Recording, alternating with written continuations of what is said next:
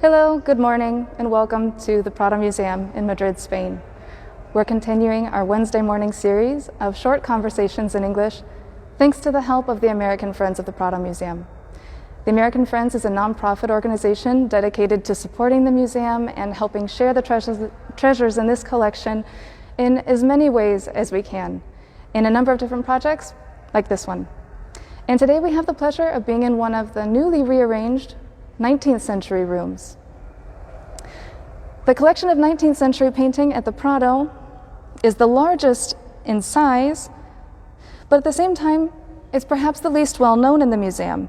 And in part, this is because the majority of these paintings were in the Modern Art Museum until 1971, when they were incorporated into the Prado, but they were not on display in this building. They were on display in the Casón del Buen Retiro.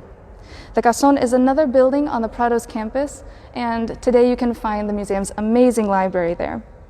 And they stayed there in the Casón until the remodeling of this building, of the Villanueva building, between 2007 and 2009, and they've been here since. And today we'll be having a look at one brilliant painting from 1877 by Francisco Pradilla. The preeminent genre of the 19th century collection is history painting, and the Prado has, as we can see here, some of the most magnificent examples. History painting was traditionally considered by art academies to be the highest form within the hierarchy of genres. It demanded an enormous amount of technical skill, a judicious selection of an episode, and expertise in academic art principles to be able to handle such a large format. And Francisco Pradilla was a leading artist in this genre. He was born in 1848 in Zaragoza, and he trained in the Fine Arts Academy there, and then later in the Royal Academy of Fine Arts in Madrid. And during his time as a student here, he spent a lot of time in the Prado at this museum, copying the paintings that he saw as part of his education as a painter. He spent time training in Rome, and while he was there, he painted this enormous canvas of Joanna I, also known as Joanna the Mad or Juana la Loca. Now, Joanna I was the daughter of King Ferdinand and Queen Isabel, who were the Catholic kings, and she was married to Felipe el Hermoso, Philip the Handsome. Now, there are so many stories about Joanna's life, and not all of them are entirely true, but the tradition or the legend says that Joanna fell madly in love with her husband, and that he, aside from being very handsome, was also very unfaithful. So Joanna suffered a lot with this relationship. And when he died just a few years later, Joanna became insane as a result of her heartbreak.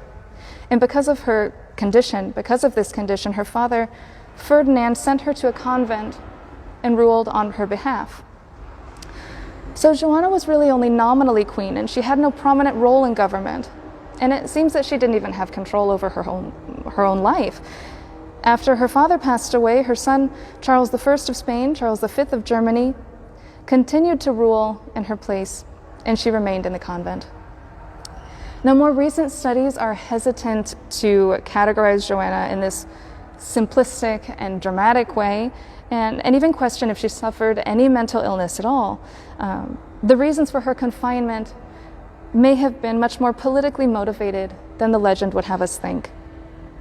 But regardless of the truth, Pradilla found the figure of Joanna fascinating. And he even became somewhat obsessed with her. He depicted her several times over his career. She really was a personality that combined all of the traits that were appealing to the 19th century mindset. Passionate and unrequited love, jealousy, and insanity brought on by lovesickness. And Pradilla is painting a very specific scene here that was described by the 16th century chronicler Peter Martyr of Angleria.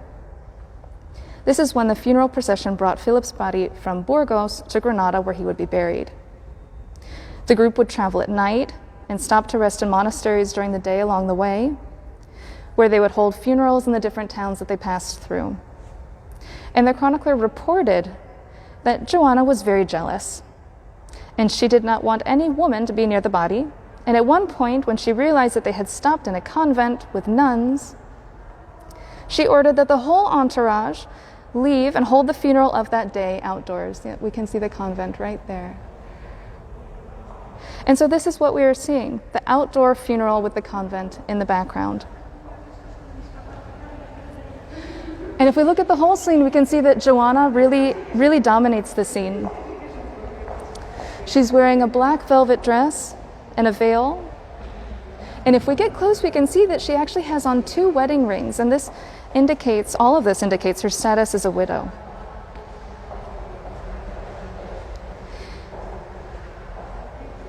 We can also see that she's pregnant.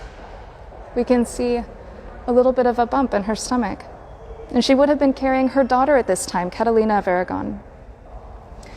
If we look at her expression, her gaze is lost, mesmerized, engrossed, or mad.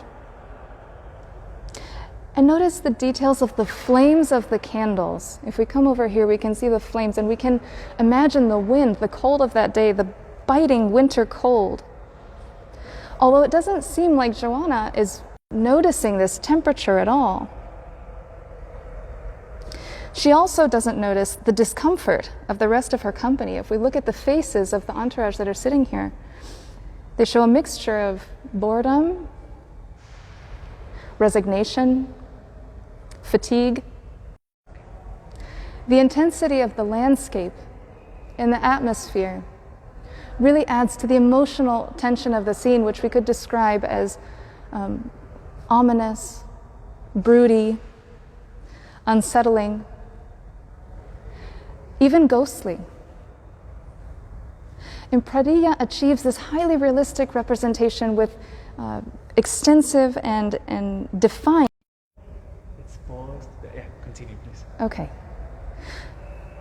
Pradilla achieves this highly realistic representation with extensive and defined preparatory drawing, but then he makes his style more personal with the which became known as the Pradilla style.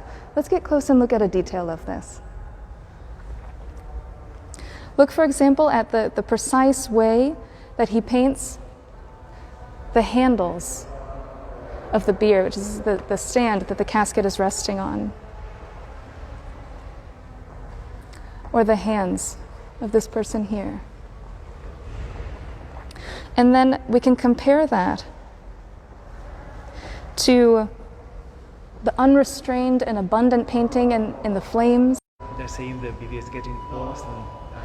I wonder if everybody's following us right now. Are we having trouble with connection? Okay, let's see. One second, I think we're having a few technical problems. Please confirm. Can anyone confirm that they're listening? Are we good? All right, let's continue. So we were looking at the rich and free application of paint, for example, in the flames and in the wax that is falling down. We can also see the flames in the fire over here and the smoke that comes up, and even in the ground. I think we have a few technical issues, so I hope everybody's able to hear today's presentation. We'll try to continue, and I hope everyone can hear. So Joanna would have been a natural choice for history. One more second. We're looking for a good place to have The walls are so thick. service here, right? The walls are thick, and so it's hard to have reception down here. I think from here. All right. Start again from the last sentence. Sure. So Joanna's story was a natural option for the subject of history painting. And like I said, history painting was really the mark of excellence of the 19th century Spanish school. And this is really one of the most captivating, most striking history paintings. And without a doubt, one of Pradilla's masterpieces. So it is no surprise that this was an instant hit. And this really is the painting that launched Pradilla to fame, both in Spain and throughout Europe. And we have in this room, if you come here, you can see it. I think we can't go there because we'll lose our reception, but we do have a sketch, a preparatory sketch of the painting that you can see on our website, or you can see in person if you can come to visit the museum one day. And I do believe there's going to be an announcement soon about centennial of Pradilla's death. I think there's going to be a small exhibit, an interesting exhibit in a small room nearby.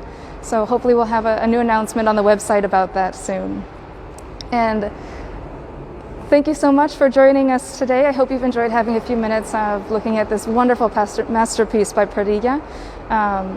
I encourage you to come see it in person if you can. If you can't, you can always find out more on our website, and you can find out more about the American Friends of the Prado Museum, the Fundación de Amigos del Museo del Prado. And thank you for joining, and we'll see you again for more. Bye.